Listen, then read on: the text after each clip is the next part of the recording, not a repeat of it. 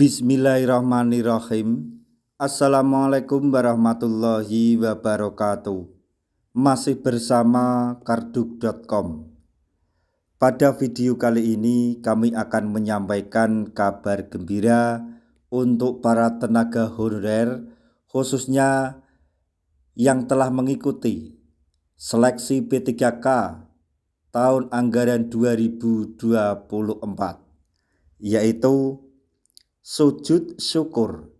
Kategori tenaga honorer ini berpotensi menjadi P3K penuh waktu tahun 2025 berdasarkan penjelasan BKD. Semoga Anda termasuk di dalamnya. Tapi sebelum kami lanjutkan, bagi rekan-rekan yang baru menemukan channel ini, tekan like dan subscribe-nya, dan juga tekan lonceng notifikasinya supaya nanti bisa mengetahui informasi terbaru terkait dengan seleksi P3K dan pengangkatan tenaga honorer menjadi ASN P3K tahun 2024.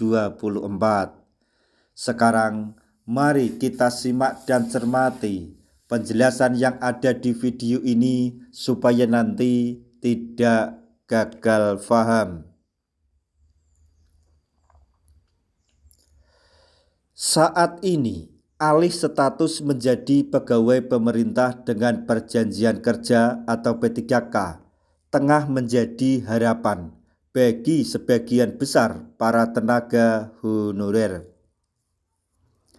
Pasalnya, penyelesaian permasalahan tenaga honorer tengah menjadi konsen pemerintah untuk segera diselesaikan. Menteri Pendayagunaan Aparatur Negara dan Reformasi Birokrasi Menpan RB Rini Widiantini menjelaskan bahwa salah satu tujuan seleksi P3K dibuka hingga tahap kedua adalah untuk membuka kesempatan bagi tenaga honorer.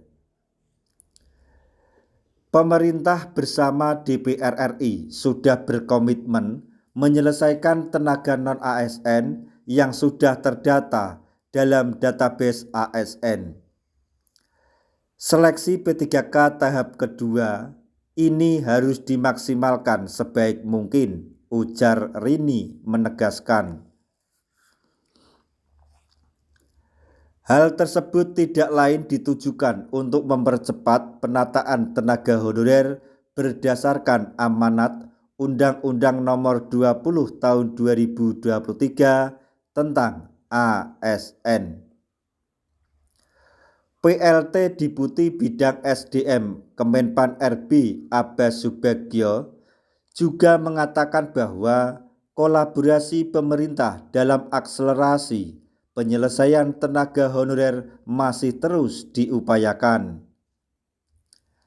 Kami mendorong dan memastikan PPK Pemda untuk memberi kesempatan tenaga non-ASN mendaftar dan mengikuti seleksi P3K tahap 2, ucap Abba pada hari Senin tanggal 6 Januari 2025.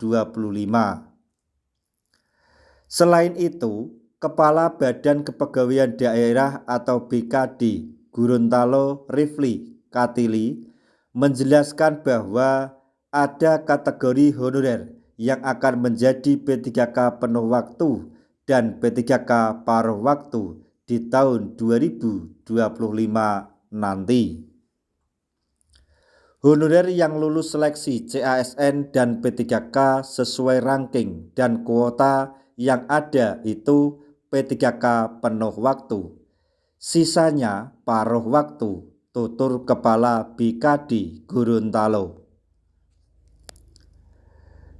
Beliau juga menjelaskan bahwa P3K penuh waktu dan P3K paruh waktu berbeda dari segi gaji dan tunjangan. Bedanya, P3K penuh waktu dapat gaji dan tunjangan sesuai regulasi, dan paruh waktu gajinya tetap seperti tahun 2024, kata beliau menjelaskan.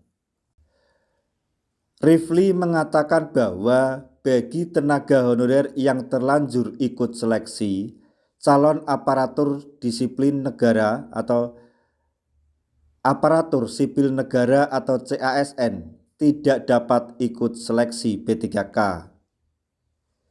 Di Provinsi Gorontalo, Rafli menjelaskan bahwa jumlah tenaga honorer yang terdata adalah 2.662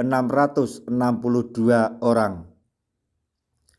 Jumlah tersebut bersama dengan 2.175.033 tenaga honorer pemerintah daerah di Indonesia telah dibahas oleh Menteri Dalam Negeri Tito Karnavian, Menteri Pan-RB Rini Widiantini, Kepala BKN Zudan Arif, dan Kepala Daerah seluruh Indonesia melalui Zoom meeting. Memang dari 2.600-an tenaga non-ASN itu ada lebih kurang 195 mereka yang di tahun 2024 telah mengikuti seleksi CASN. Ini yang belum diputuskan, namun tidak tadi oleh Menteri Pan-RB itu mereka pasti tidak akan dirugikan, kata Rafli. Sebagai tambahan informasi, alasan kenapa pendaftaran seleksi P3K tahap 2 diperpanjang karena pemerintah ingin memberi kesempatan lebih kepada para tenaga honorer yang belum sempat mendaftar. Nah, demikianlah tadi informasi yang dapat kami sampaikan. Informasi terbaru yang datang dari Menpan RB, BKN, dan Mendagri untuk para tenaga honorer terkait dengan seleksi P3K tahun anggaran 2024 tahap 2, yaitu kategori tenaga honorer tersebut berpotensi menjadi P3K penuh waktu di tahun 2025 berdasarkan penjelasan BKD. Semoga informasi ini dapat bermanfaat bagi rekan-rekan tenaga honorer semuanya. Di akhir video, kami mengucapkan banyak terima kasih. Wassalamualaikum warahmatullahi wabarakatuh.